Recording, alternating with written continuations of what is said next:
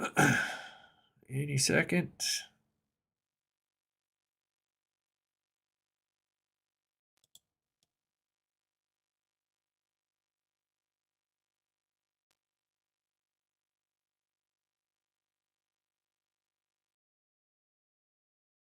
Looks like they're trying to get it going. There we go. Nope. Let's hope they don't have any problems.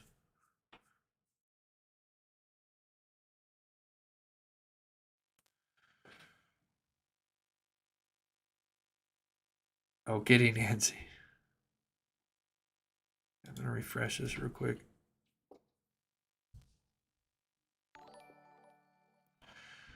They got 53,000 people in here. That's crazy.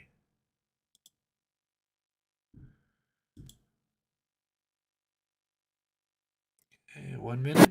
Oh, here we go. Oh, heard something. Oh, that might be loud. Definitely. Ooh, my volume booster is definitely working. Volume booster is definitely working. Turn that down a little bit.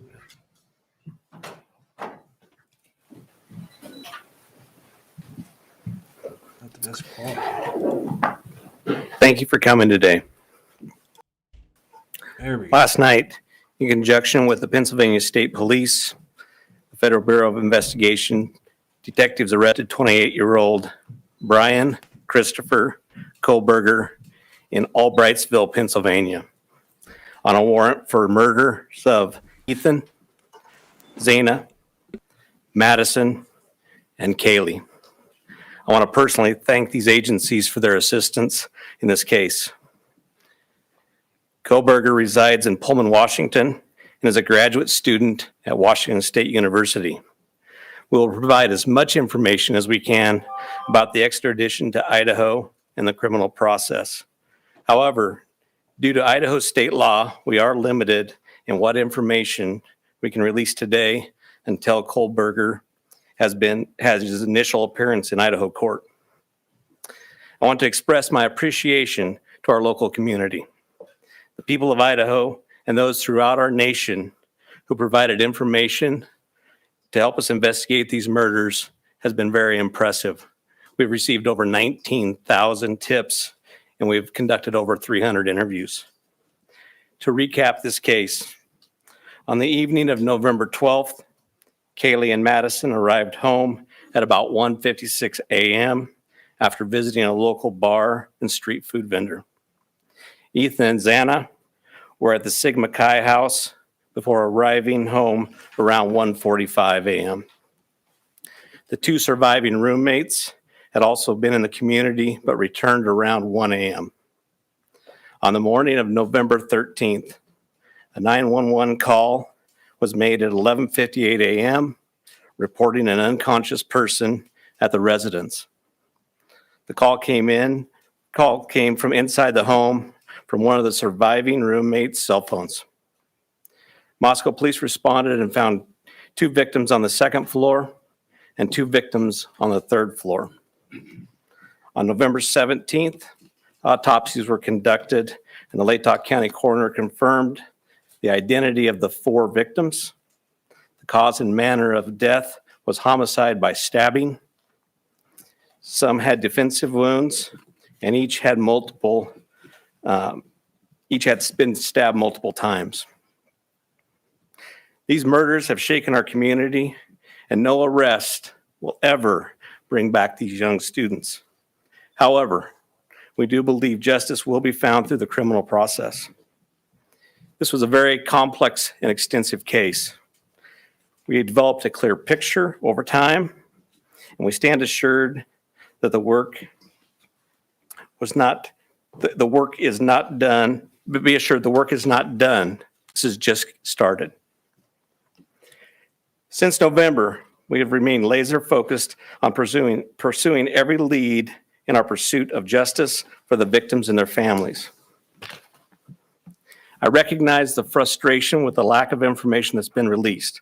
However, providing any details in this criminal investigation might have tainted the upcoming criminal prosecution or alerted the suspect of our progress.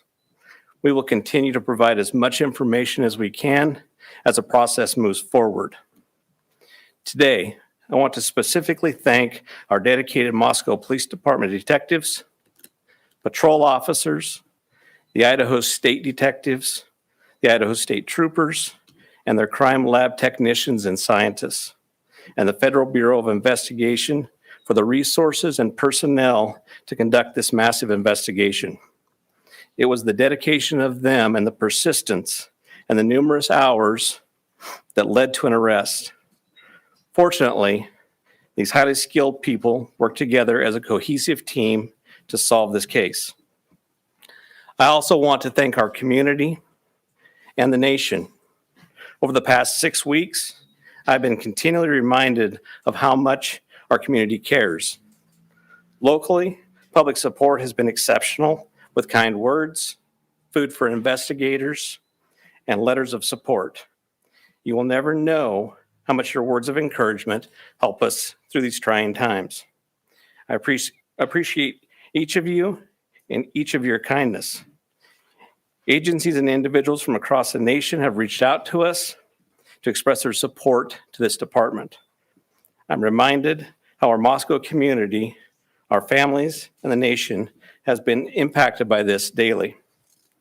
Finally, I do want to thank our media partners for the help. You kept this in the news, you helped us with tips, you kept things going, and we truly appreciate that. And you are the product of those 19,000 tips that we received, which is an impressive number. I would like to invite Bill Thompson, the county prosecutor, up at this time.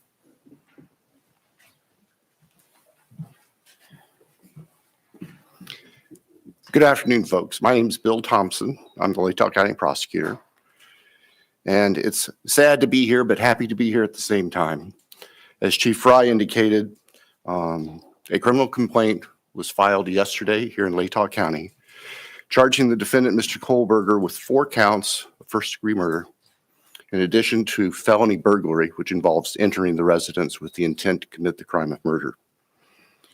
Mr. Kohlberger, and let me preface, there is a pending case now in court, and I in my office and the investigators have to live with the restrictions that our Supreme Court places on pretrial publicity. That said, I promise you we will share with you through the court process or otherwise whatever we are allowed to. I just appreciate your patience on that. The factual basis for the charges are summarized in what's called a probable cause affidavit that is on file with the court. According to the rules of the Idaho Supreme Court, that is sealed until Mr. Kohlberger is physically back in Latah County and has been served with the Idaho arrest warrant. At that time, we expect that that affidavit will be available to you so you can share the true facts with all of your readers and your watchers and your listeners and all of the people who are interested and really need to know what's going on. So please have patience with us on that. We hope to get that to you as soon as we can. As far as Mr. Kohlberger, I can share with you that he is a graduate student at Washington State University and has an apartment residence over at Pullman. He has had an initial appearance in front of a judge in Pennsylvania. He is being held without bond, and the warrant from our magistrate judge here also provides for no bond.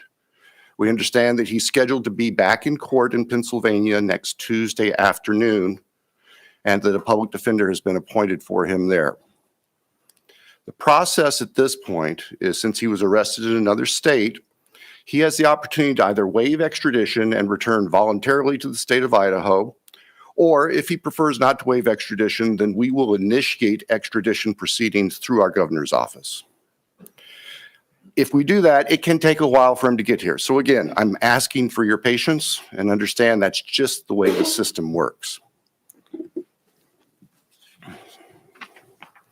Once he gets here, he'll have an initial appearance with our magistrate. They'll deal with issues such as making sure competent counsel is representing him, and the case will be scheduled for further hearings.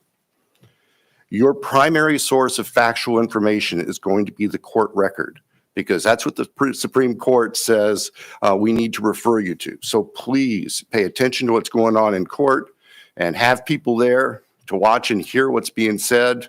As an attorney, myself and my office, we are limited on what we are allowed by the courts to say outside of the courtroom. So please just work with us.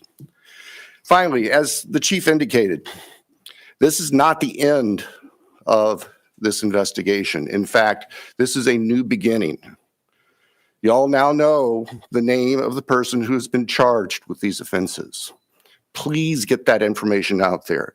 Please ask the public, anyone who knows about this individual, to come forward, call the tip line, report anything you know about him to help the investigators and eventually our office and the court system understand fully everything there is to know about not only the individual, but what happened and why.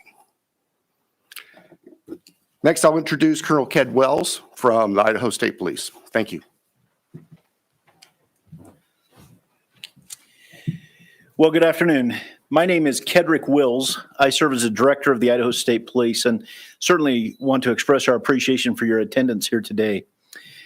These tragic murders took 4 young, vibrant lives from our community. Nothing we do can bring them back. The only thing that we can do in law enforcement to honor their memories that we know of is to bring this to a successful conclusion. This has been a very difficult time for the families, the university, the community, and the state of Idaho. However, it is also proven that communities come together in tough times. Certainly appreciate the support of the local community and our national audience that has been following us as our investigators have worked through this case. I'm thankful also to you, the media partners, who have helped keep this case in the forefront that generates the tips and we hope will continue to generate information that will help us to a conclusion of this proceeding. I'd like to express our appreciation on behalf of the Idaho State Police to Chief Fry, his leadership, and the entire Moscow Police Department for the way that they handled this from the very beginning. He directed the right people to the right positions that led us to this conclusion today. I've had the utmost confidence in this investigation and in Chief Fry, as well as in Mr. Bill Thompson and the Latah County Prosecutor's Office, who've been a great partner throughout this. Nothing has deterred the commitment of the investigators who've worked on this case, regardless of the organization they represent. It's been very trying and very difficult, as you know, that it has been on those investigators as they do the tedious work that they're so good at doing. The partnerships is what's led here as well. The partnerships between Moscow Police Department, I'd like to express our appreciation with the Federal Bureau of Investigation, specifically the special agent in charge out of the Salt Lake City Division, Dennis Rice, and also the work that happened in the last 24 hours in Pennsylvania with the arrest with the Pennsylvania State Police and Colonel Evanchik with the Pennsylvania State Police. We appreciate what they've done across the nation to help us as well. As Bill shared, this investigation is far from over. In fact, I appreciate what he shared, that this is not an ending, but rather a new beginning. The difference now is, as he shared, that we are dictated what information we can share by the court process and by laws in our state of Idaho. And so we will share, as he shared, Mr. Thompson is absolutely committed to share everything he can share through the court process. We've got to make sure that we don't get in front of that process. And we really deeply appreciate everybody's support here. The relationships that were forged here and the partnerships that were forged have led to this.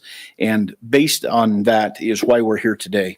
And we continue to believe that the best way we can honor these 4 lives that have been taken is to make sure that we have a successful outcome here. One of the partnerships that's been forged throughout this is a partnership with the University of Idaho. And on that, I'd like to introduce the president of the University of Idaho, Mr. Scott Green.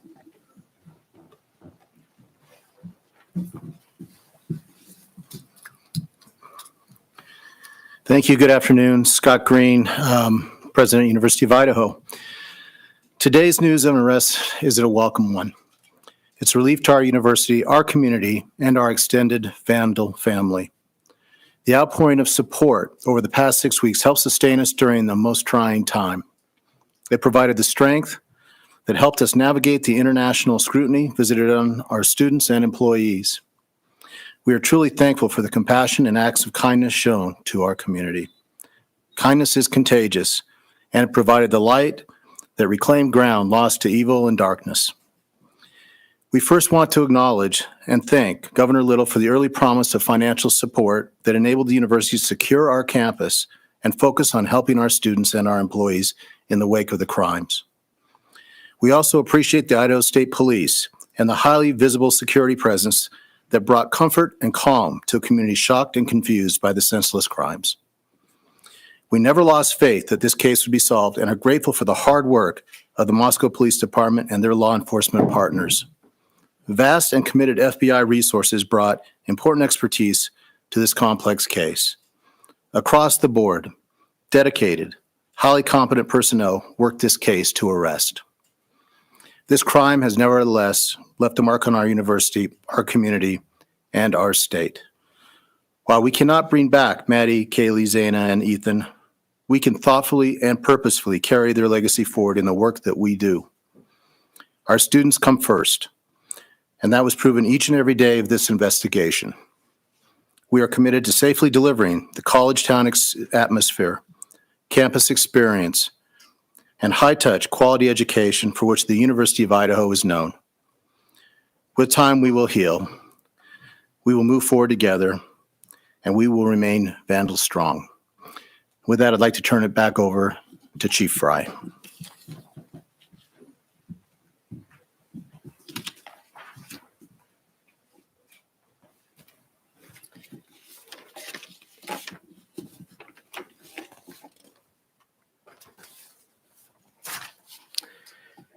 So now we will open the floor to questions. However, I want to remind everyone, as Prosecutor Bill Thompson explained, any factual information regarding the arrest of Kohlberger is currently sealed per Idaho law and will not be released until he has appeared in an Idaho court.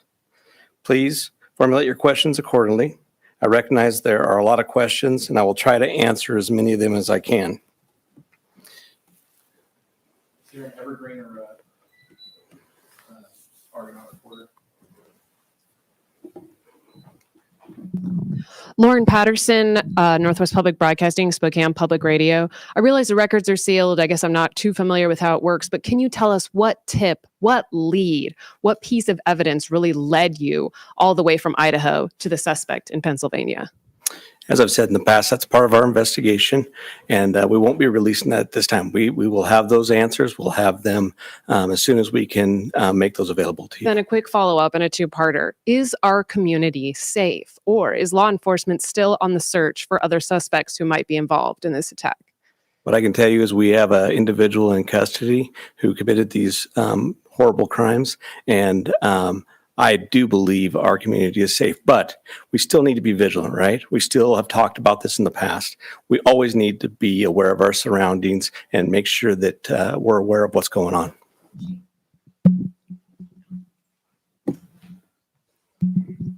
Hi, Chief. How soon into the investigation did police and law enforcement begin to spot Mr. Kohlberger as a potential suspect?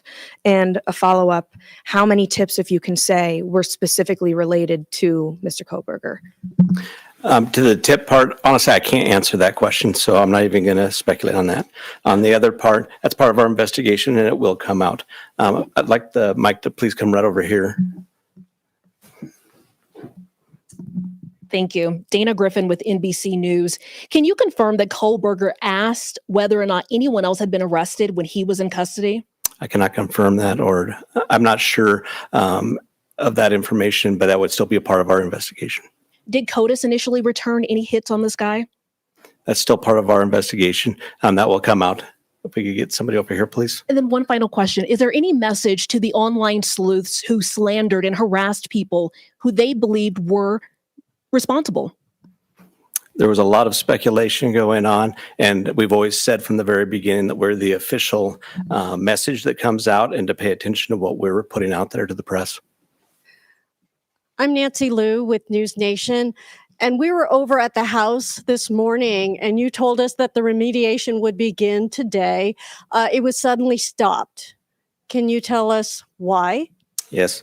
The house cleanup has been halted, and that came by a legal request from the court.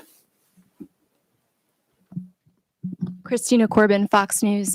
Chief, have you identified a motive That is part of the investigation, and that will come out as we continue the investigation. But what we still ask is for people to continually send us things in the tip line. We are still looking for more information. We're still trying to build that picture, just like we have stated all along. We're putting all the pieces together, and that will help.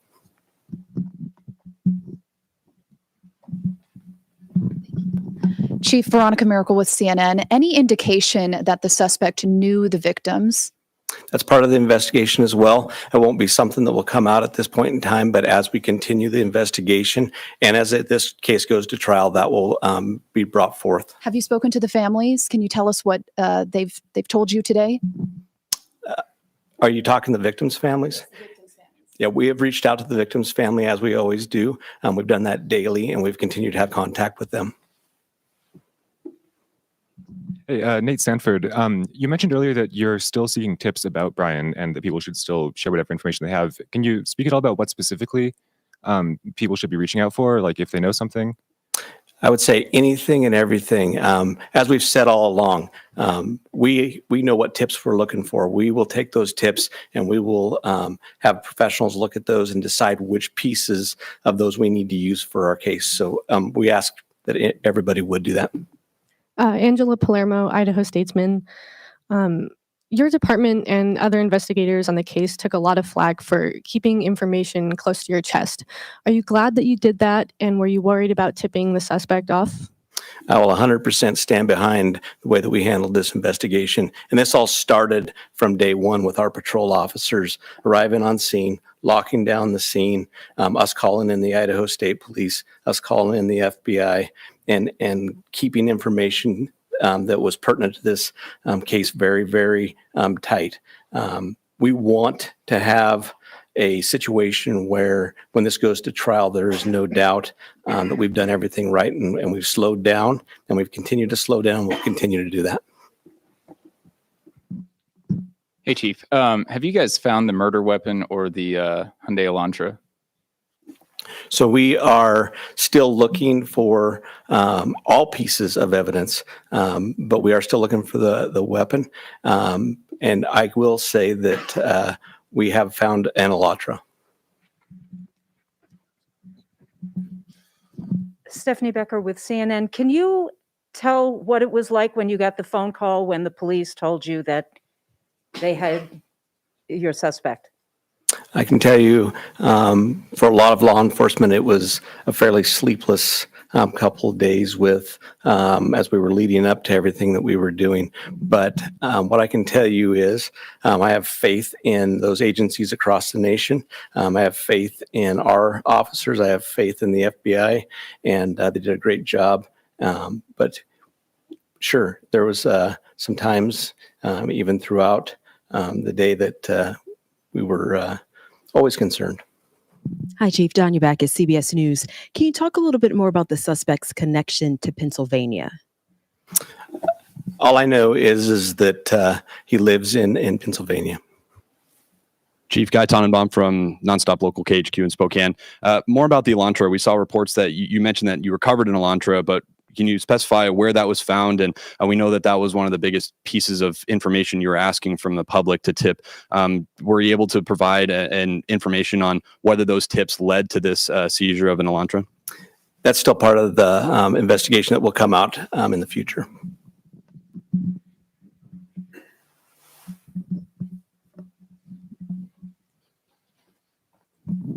Chief Glenn Mosley, Idaho Public Radio here in Moscow. The additional police presence in town and on campus, semester's coming. Is that going to continue?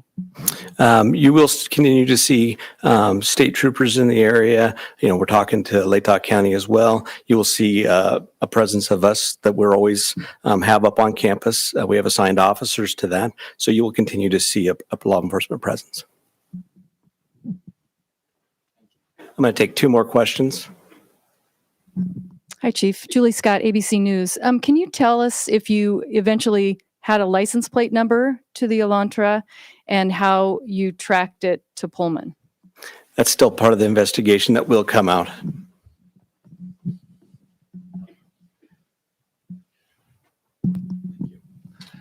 Chief, hi, Matt Lovelace with the Murrow College of Communication. I want to ask about Mr. Koberger as a graduate student at WSU. Are you aware of if he returned to campus after November 13th? And have you had any communication with departments on the WSU campus about his attendance? So some of that is going to be followed up as we continue our investigation. We'll be asking some of those questions, but that'll come out in the near future. So what I do want to do is I want to thank you all. You really have been the national voice for us. You've given us the opportunity to get many, many tips. And I do appreciate everything you've done, and we'll continue to look forward to working with you in the future on this. So I'd like to thank you for that, and thank you for your time.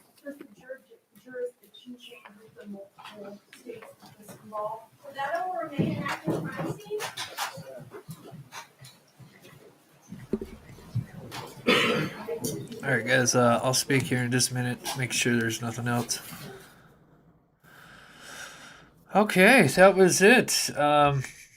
See some people happy, some people unhappy. With these press conferences, they rarely give very much information out. I feel like they actually gave quite a bit more than I was even anticipating, especially talking about the car. Give me just a second here. Yep, that's the wrong border. Let me adjust my camera here.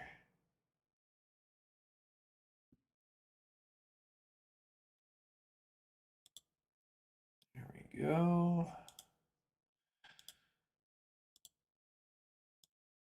Bring that up a little bit. Just fixing my camera. I just wanted to make myself smaller while we were watching that. All right, so we'll just recap everything real quick. So let's pull this guy up here. Let's pull his little mug shot up. All right, so we got Brian. He's 28 years old, has a PhD in Washington State. So basically, he is charged with 4 counts of first-degree murder, also 1 federal for burglary. So he's got 4 counts and then 1 charge for burglary. They did obtain a White Hyundai Elantra. They confirmed that, so that's great. The big thing, obviously, what's going to give us like the details on why they looked for him, which is the probable cause affidavit. So right now that is sealed. But what they said is after he's extradited back over to Moscow or Latah County, they will unseal that. So that is on January 3rd is when his extradition hearing or whatever. So I don't know if it would be January 3rd that they'll unseal it or a day or two after. So that's not far away. I mean, today is the 30th. That's 4 days away. So that's not very long. And the probable cause affidavit will have basically a basic outline of why they suspect Brian and what evidence they have against him and stuff like that, and maybe some details about the crime itself. And that's pretty much what a basic probable cause affidavit is. So we'll probably learn a lot more in the upcoming following days. And I'm sure in between now and January 3rd, there'll probably be some stuff that, they always dig into things like this and find little nuggets. So I'm sure we'll probably learn stuff throughout the next following days. So, but they didn't mention anybody else, which was, in the beginning, there was supposed to be a couple of people possibly involved, but they didn't say anything about that. So it looks like right now it's just him, the sole guy that was behind this. Maybe, down the road, maybe there'll be an accomplice, but they didn't talk about anything about that. Maybe there'll be something in the probable cause affidavit, but it was so weird that we heard there was a couple other names. I don't know, maybe there's just these other guys that are arrested near that area, and maybe people just thought that was related to this case, and so it was kind of an honest mistake. That could have happened. So, oh my gosh, we've been live for many hours now. This is crazy. But so anyway, so that's what they said. They had Bill, who is the prosecutor. So he basically kind of gave us the rundown of the charges, and then they do have DNA, and that's what's basically led them to him. And they still want, still looking for tips that involve the Brian, and they did find the White Hyundai Elantra. They didn't say if they wanted any more tips on the White Hyundai Elantra. They didn't specify, but they still have the tip line open regarding Brian. So yeah, we don't know what the motive was, what set him off, but I'm sure we'll learn more about that in the coming days.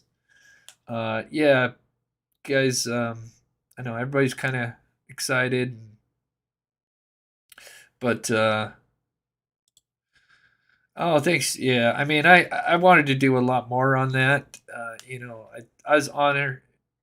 It was an honor and a privilege to go on News Nation. I wish I would have, like I did that live just the day before. I wanted to do a little bit more research when doing that overlay, and they just kind of came out of left field and emailed me and said, "Hey, you want to come on?" And I said, "Sure."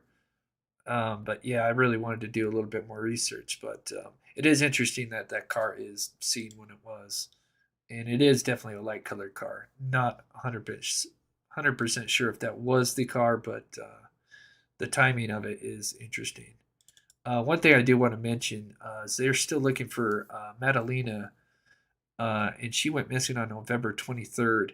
They have arrested her parents, and I hate to say this, but it doesn't look good for her, but we still want to keep her name out there because they still haven't found her. But the parents have been arrested. I think she has a mother and a stepfather that were arrested. And I believe it's in regards to her disappearance. But she's just, let's see, it's got her age on here. Can't remember her age. It doesn't have her age on here. Born in 2011, so she would be 11 years old. 11, 12 years old. Brown hair, brown eyes. Anyway, she's still missing, and that's out of Cornelius, North Carolina. So if anybody's out there, keep a lookout for her. We always try to help out by featuring the missing. But this may not be a good ending because, like I said, they arrested her parents. So, but I just want to say thank you guys so much for sticking in here with me for 3 hours. Just happy that they've got this person in custody, and yeah, he looks like he's at least 6 feet tall. He's definitely tall for sure. But has a background in criminal law, so I don't know. Just what a shame. So I think I'm going to end it there. Thank you, everybody, saying great job, Chris. Thank you guys so much. Please be kind in the chat. You got to remember, this is a tough time for the families, and a lot of them watch this channel. Not the families, but I know like people that are associated with the families watch YouTube channels all the time. So we like to be respectful in the chat because they might be in here watching. So just kind of be careful on what you're saying and stuff. But with that said, I think we're going to go ahead and end it here. And I really appreciate everybody, the donations. You guys are awesome. And thank you for mods for all the hard work. I know it wasn't easy. And we will be going live tomorrow with because it'll be the last day of the year. And so we're going to do kind of a YouTube rewind and look at everything that we've done this year, which is going to be a lot of fun. I think a lot of fun. So with that said, love you guys. I'm going to go ahead and play the outro, and we will see you guys tomorrow. Be safe. Love you guys. Thank you so much, Geneva, for becoming a member. You are so awesome. And we're going to go ahead and play the outro.